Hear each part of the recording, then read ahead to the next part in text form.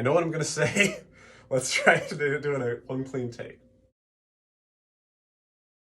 Greetings, I'm Nathan, I'm a drum teacher, and in this video we'll start comping with bebop melodies. Listen to my friend John and I play Scrapple from the Apple by Charlie Parker.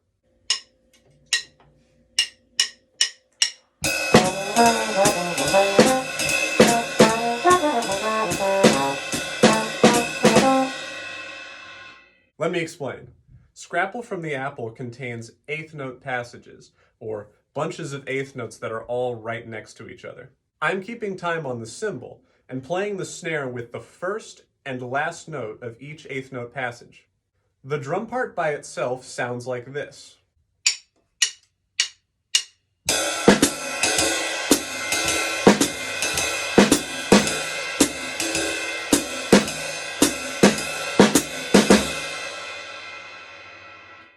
You can vary this right away by playing some of the notes on the bass drum instead of the snare drum.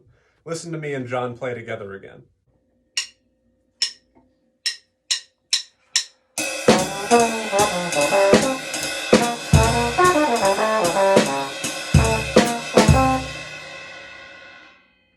I'll link a recording of this in the description, so you can try this exercise with the entire melody if you like. Let's answer the question of why do this exercise to begin with? In the 1940s and 50s, saxophonist Charlie Parker was one of the key figures of bebop. Many of his melodies are great examples of bebop rhythm, which is the rhythmic foundation of modern jazz.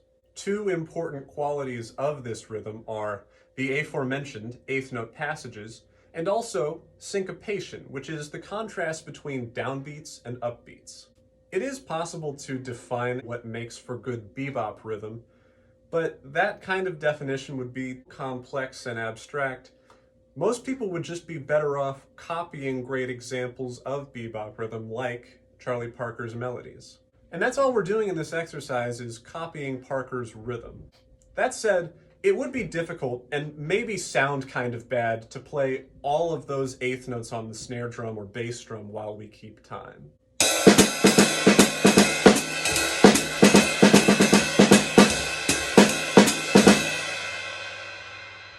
I mean, maybe you liked how that sounded, but it was a little busy for me, and if I were playing faster, I might not be able to play it at all. By only playing the first and last notes of each eighth note passage, as well as the eighth notes that are by themselves, we're able to capture pieces of bebop rhythm, which then become a part of our vocabulary that we can improvise with.